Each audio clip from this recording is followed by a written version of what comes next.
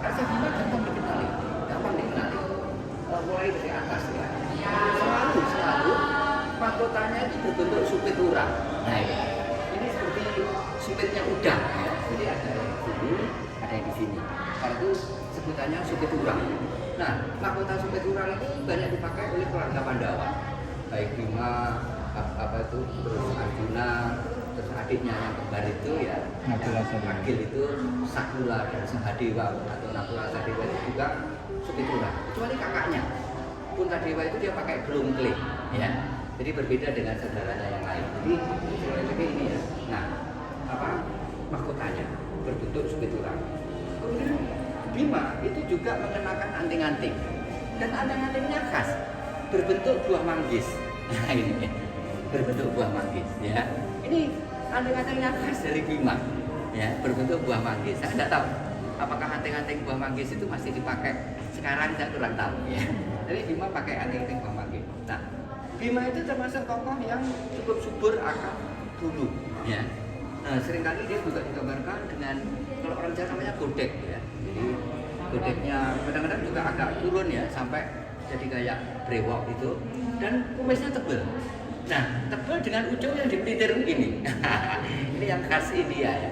Jadi kalau waduh, brengose kayak Bimo, brengose kayak Gatot Kaca juga begitu ya di pewayangan Jawa ya.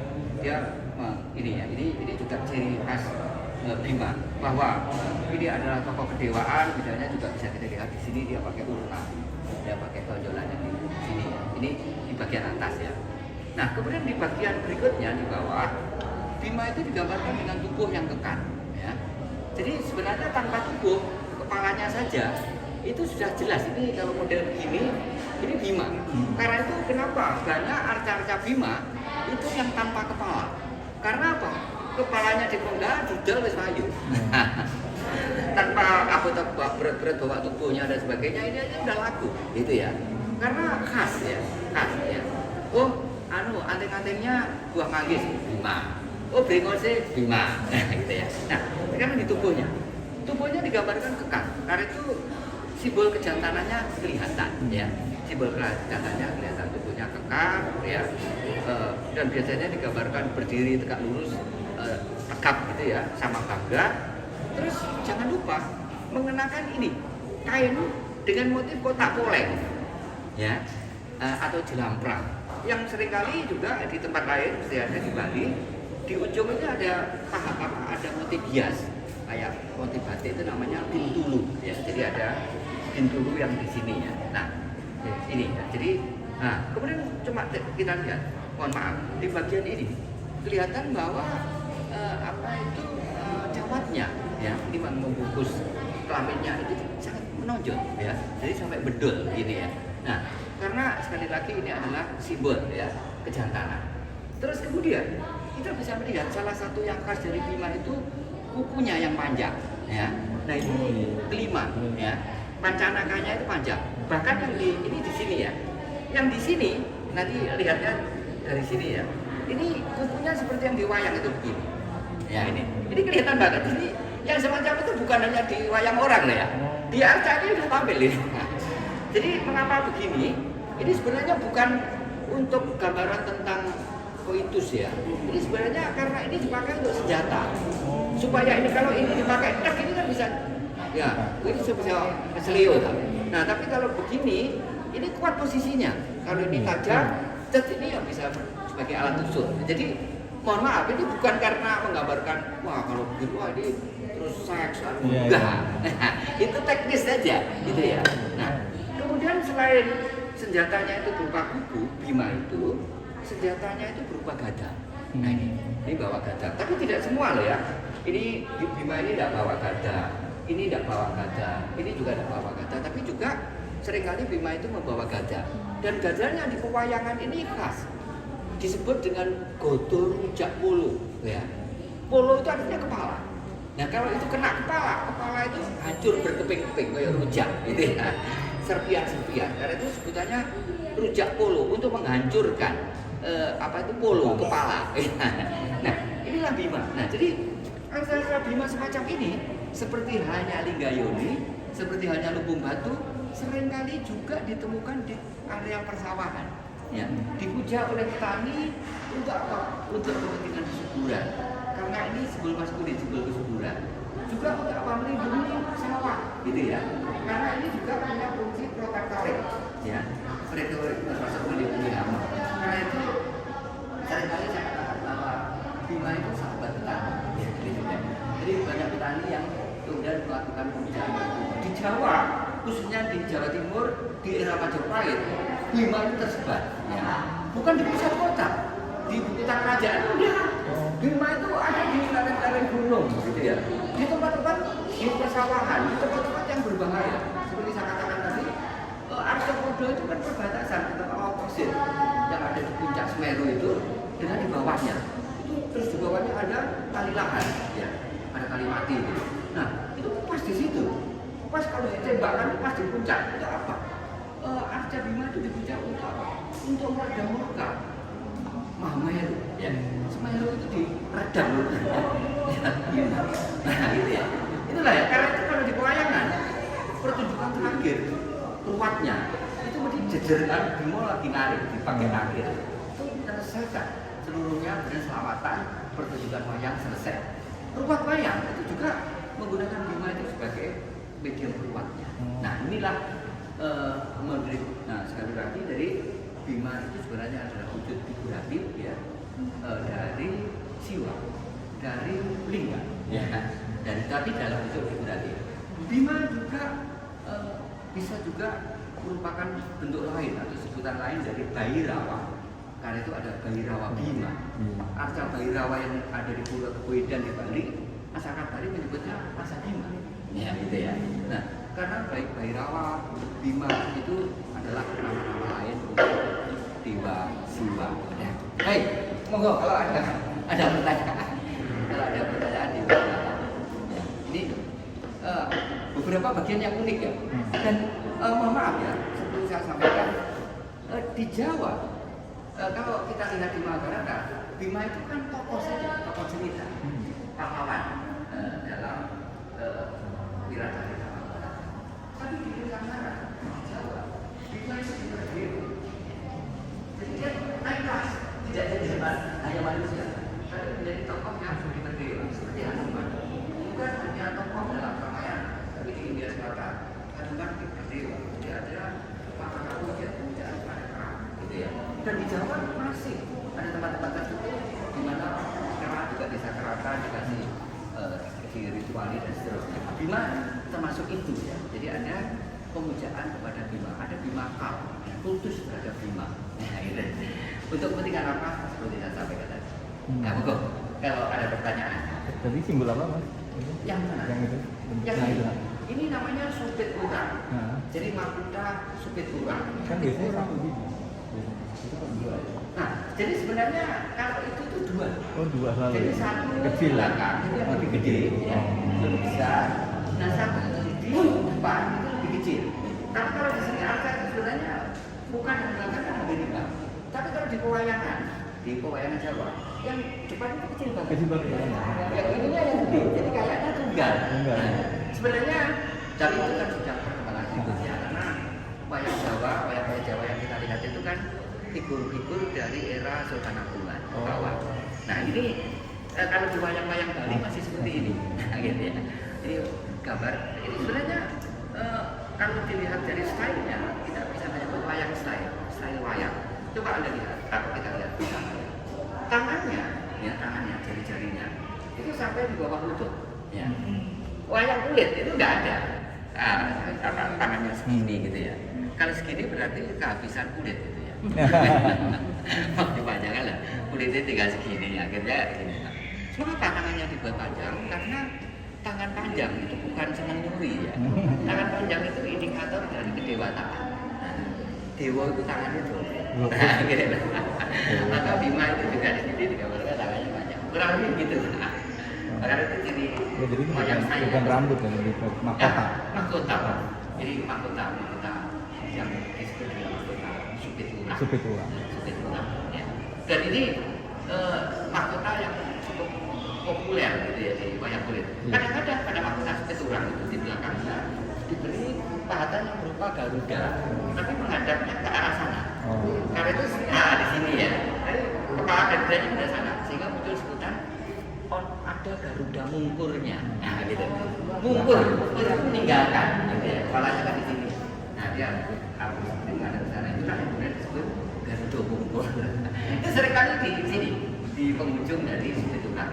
Nah, jadi inilah yang menjadi petunjuk pada kita bahwa kita sebenarnya bisa belajar banyak hal ya tentang Arca itu, termasuk detail-detail semacam itu, termasuk busananya, rambutnya. Seperti contoh ini Pak, ini juga contoh yang sangat menarik ya mungkin untuk tambahan saja. Jadi kebetulan ini ada Arca yang tidak utuh ya. Kalau kita lihat Arca yang tidak utuh ini orang cenderung meninggalkan ya, karena tangannya patah, bagian patah. Tapi Arca ini juga bagian atas juga yang patah. Tapi Arca ini istimewa ya, karena kita bisa melihat gambaran-gambaran yang sangat detail ya. Nah, baik. Arca ini berasal dari satu situs ya, yang ada di lereng Wilis ya, di daerah Tulungagung namanya Situ Jebuk ya. Ya, Situ Jebuk itu di desa Tulungagung ya, dan yang jadi Tulungagung ya. Yang menarik dari Arca ini digambarkan di muka. Ini adalah sisi depan. Nah, sisi belakangnya ya, lihat. Wah, teratai yang tumbuh dari tulang ya. Ya, ini ya, tulang teratai. Ini ditemukan di Tulungrejo. Nah, desa itu bernama Tulungrejo. Tulung itu adalah tanah cekung yang berisi air. Ada kemungkinan di tanah cekung berisi air itu juga banyak tumbuh teratai. Dan ini diabadikan pada Arca ini yang berasal dari Situ Jebuk di desa Tulungrejo itu. Nah, ini teratai ada yang berbunga ya, ada yang lucu, tapi ada juga yang agak gede dan sudah mulai merekah kan ini ya. Nah, bagian ini masih lucu dari merekah dan daun-daunnya. Nah, ini Arca ini istimewa ya. Jadi pahatan sangat tebal ya. Jadi hot radiat. Jadi timbul dan ini adalah spacer intron. Jadi Arca yang tidak menempel. Kalau yang seperti yang ini kan menempel kan. Kita nggak tahu bagian belakang. Ini adalah Arca penuh ya. Spacer intron gitu ya. Nah, karena itu ini Arca ini istimewa ya.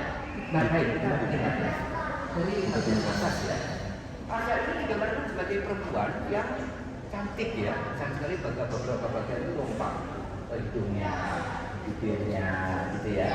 Tapi masih terlihat ini adalah cantik Jawa ya. Cantik Jawa itu bukan kekurus-kurusan.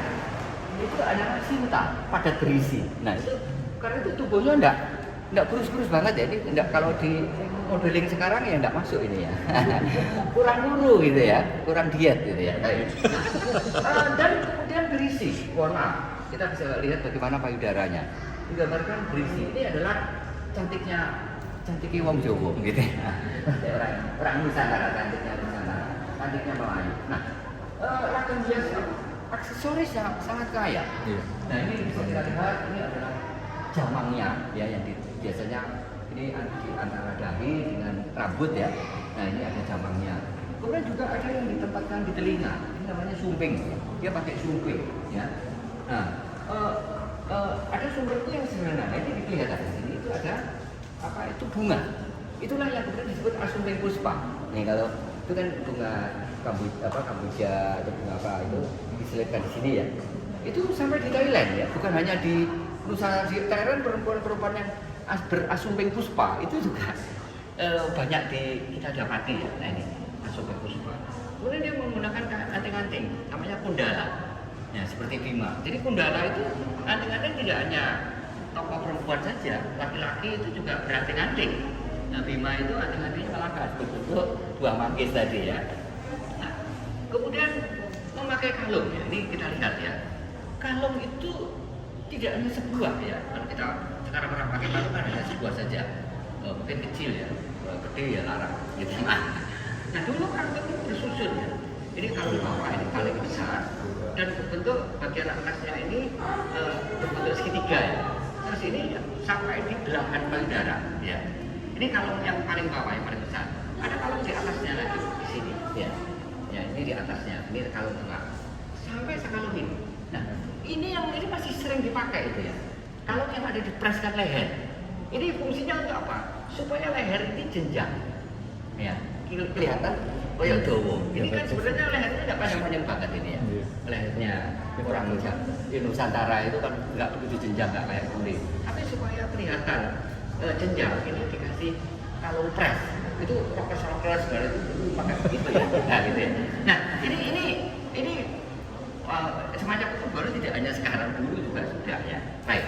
Nah, ini aksesoris di sini ya. Nah, kemudian aksesoris yang lain ini ada untian manik-manik ya. Manik-manik yang diuntek itu ini adalah tali kasta. Ya, ini kelihatan diselebarkan ke sini sampai meter ini ya, sampai bawah ini. Nah, dan ini juga diberi hiasan-hiasan sampai ini rangkaian apa ya, kalau istilah sekarang itu gesper kayak sapu gitu. Ini ada gespernya, bagian ini ada gespernya dan seterusnya ya. Nah, ini upawita. Nah, kemudian apakah tokoh ini selain ini ada juga mengenakan selendang yang disampirkan di sini. Jadi kalau orang Jawa pakai kebaya itu juga ada selendang sampir gitu ya. Awalnya kan begini tuh, nyampir begini, tapi sekarang ini kan di kebaya terus segini lurus. Nah, itu agak belakangan ya. Kalau dulu itu selendang yang menyilang ya, ditaruh di sini. Nah, kita tidak tahu ya apakah ini telanjang dada atau berkain, tapi kita masih lihat ada selendang yang ditaruh di sini. Nah, kemudian kita akan lihat lagi beberapa sabuk ya. Jadi kayak kendit di sini ya, di pas di pinggang sini. Ini juga ada semacam kalung gini, ditaruh di sini. Ya, ini pres juga, pres. Ini supaya apa, kelihatan apa pinggangnya itu menjadi bagus ya. Karena orang Jawa menyebut pinggang yang bagus itu nawon kemit. Ya, itu seperti pinggangnya tawon, gitu kan? Nak nawon kemit, nah, supaya nawon kemitnya itu juga lebih tampil gitu, diberi kayak ini, ya, gitu ya. Jadi menguatkan ya, itu ya, ini usapnya dan seterusnya. Terus di bawah ini kain panjangnya itu sampai ke sini ya, sampai di sekitar mata kaki. Nah, kain itu ini disisakan gitu ya. Jadi setelah ini dikasih kayak sabuk begini, kelebihannya itu dia seperti ini. Ya, ini jadi lebihan kain gitu ya. Nah, ini kelihatan. Kemudian juga diberi selendang-selendang. Nah, selendangnya sampurnya itu bisa lebih dari satu. Sampur pertama, sampur kedua nanti diikatkan sehingga ada semacam pita di kanan kiri. Ini kenop. Ya itu ya. Jadi sisa sampurnya turun ini. Sini gitu ya. Dan ini di pengantin-pengantin Jawa yang lengkap, basahan gitu ya. Entah Yogyakartaan, Surakarta itu semacam ini masih dipakai. Di seri-seri pertunjukan wayang orang, kemudian ketoprak, dan ini sering dipakai. Ini gambaran tentang busana besaran ya. Nah, kemudian juga di bagian bawah, walaupun ini bagian bawah itu juga raya. Coba kita lihat di sini ada selempang-selempang penuh dengan manik-manik, ada butiran-butiran batu-batu mulia ya, kalau sekarang kayak ake-ake gitu ya. Ini dihiaskan di sini, terus beri rumbe-rumbe gini dan seterusnya. Terus kainnya juga, sampulnya ini juga disilakan di sini. Ada silang gitu ya. Nah, jadi ini digambarkan dengan full. Ini full dress gitu ya. Bahkan kesannya itu kayak berlebihan ya. Ya, penuh banget, rame banget. Mungkin saat ya ini raja kan. Nah, oleh karena itu ada yang mengatakan pendapat tokoh ini ada disebut-sebut sebagai perwujudan dari Suhita, Raja Majapahit ya. Setelah Hayam Wuruk, jadi Hayam Wuruk, Wikramawardhana, terus Suhita. Saya kurang setuju. Ini mungkin Suhita bisa, tapi bisa saja bukan. Ini bisa saja ini putri mahkotanya Hayam Wuruk yang disebut dengan Kusumawardhani, ya, istrinya Wikramawardhana. Karena arca ini satu set. Selain ini, yang satu ditempatkan di sana, di pojok sana, arca Dewa Dewi. Itu digambarkan sangat mesra. Jadi laki-laki perempuan, dan karena apa? Kusumawardhani itu disebut data Negara Kertagama atau disebut data Prasasti, disebut yang sangat mahir bercukur rayu. Gitu ya. Nah, itu Kusumawardhani. Nah, pertanyaannya apakah ini menggambarkan Suhita atau Kusumawardhani? Ya monggo saja ya, tapi terlepas dari Suhita sebagai raja atau Kusumawardhani sebagai putri mahkota Hayam Wuruk, istrinya raja, istrinya Wikramawardhana, jelas ini bangsawan. karena itu tampilannya ya dengan busana kebesarannya. Nah, ini ada uncal dan seterusnya, ada bingel. Dan ingin saya tunjukkan, arca ini juga dilengkapi dengan alih-alih ya, cincin ya. Jadi cincin itu dalam satu, ya ini kalau kalau orang berkecukupan ya, cincin itu lebahnya, gitu ya. Ada cincin yang di sini ya, di ini jadi manisnya ya, di sini. Tapi di sini juga ada cincin ya. Ada cincin juga yang di sini di telunjuk sini. Bahkan di beberapa itu ada cincin yang di ibu jari. Bahkan ibu jari kaki. Oh iya. Nah, jadi inilah gambaran kepada kita bahwa dalam hal seni budaya tadi Mas Anton cerita ya, ada museum tekstil ya. Nah, ini juga sebenarnya bisa dipakai ya untuk kita bagaimana tekstil itu ketika terpakai ya, terpakai pada tubuh manusia sehingga menjadi busana, tidak lagi lembaran kain. Bahkan di beberapa arca yang kebetulan ada di Museum Nasional sejak masa Singasari, jadi kebetulan mau hari batik itu, arca-arca ini juga dilengkapi dengan motif hias batik, gitu ya. Batik. Jadi batik tulis sudah dikenal. Coba lihat di sini. Ini dekat lagi sebenarnya. Dekat ya. Nah, ini ternyata ya. Jadi bagaimana masyarakat Nusantara itu sudah mengenal batik tulis. Coba lihat. Ini terbatik ya. Nah, kemudian juga di kanan di ujung-ujung kayak sampur itu dikasih batik. Ini juga kelihatan sekali ya. Ada varian-varian batiknya. Dan terutama ini mulai banyak hadir itu di arca-arca Singasari. Terus berlanjut sampai dengan masa Majapahit. Oleh karena itu, kalau ada yang mengklaim bahwa batik itu sudah ada sejak sangat lama, sejak masa Mataram atau sejak masa Prasejarah, tapi jejak yang betul-betul bisa kita buktikan, ada bukti ya bahwa ragam hias itu sudah dihadirkan di dalam tekstil ya, di dalam dan kemudian di dalam batik tulis ini ya memang arca-arca masa Singasari ini semuanya arca Singasari yang asalnya dari Candi Jago ini ya, dari Jago dipindah ke sini. Ini arca yang mengiringi Amogapaca, arca Amogapacanya masih di Singasari. Karena itu coba lihat ini, teratai ini digambarkan langsung tumbuh dari bonggol. Kalau teratai ini ada jambangannya di sini, berarti itu petanda bahwa arca itu dari masa Majapahit. Nah, arca ini tumbuh dari bonggolnya dan kelihatan sekali di samping bonggol akar-akarnya yang serabut itu digambarkan. Nah, begitu detail gambaran arca ini, apa itu daunnya kayak mangkok, itu ditampilkan kayak mangkok-mangkok ini ya, sampai urat-urat daun itu ditampilkan. Jadi seniman ini memberikan perhatian sangat detail sampai telaten ya tadi Batiknya ya. ini kan kurang gawe ya gitu ya. Jadi ya mungkin borongannya agak mahal ini ya. Nah, ini juga ditampilkan, ini juga ditampilkan ya batik-batiknya. Nah, ragam anting-anting macam-macam ya. Ini kan kayak anak-anak pang itu ya. Ya ini yang model ceplok ini. Ini kita juga sudah punya. Suping puspa juga Mbak, jelas sekali. Jadi kan suping bunga dan sebagainya. Jadi inilah yang memberi petunjuk pada kita bahwa sesungguhnya kita memiliki kekayaan ya yang cukup gitu ya, baik kekayaan yang memang kekayaan budaya yang religius bahkan magis gitu ya, religio magis, tapi ada kekayaan yang hanya profan ya, kayak ini busana yang kita bicarakan itu adalah profan untuk penampilan diri, bahwa penampilan diri itu adalah sesuatu yang dianggap penting ya, dan itu sudah diabaikan ya. Orang ingin tampil menarik gitu ya, ingin tampil berwibawa gitu ya, baik laki-laki atau perempuan. Satu lagi ya, Senyapang belum lupa, ada satu tokoh ini yang menarik ya. Sebentar ya, ini apa? Nah, ya, tokoh ini menarik ya.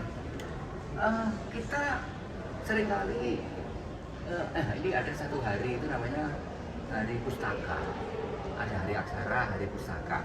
Nah, tokoh ini adalah pengiring dari Amogapasya yang digambarkan salah satu laksananya, atributnya itu membawa buku. Ya. Nah, acap kali kita menganggap menduga buku lama itu hanya daun, Iya, daun rontal. rontal.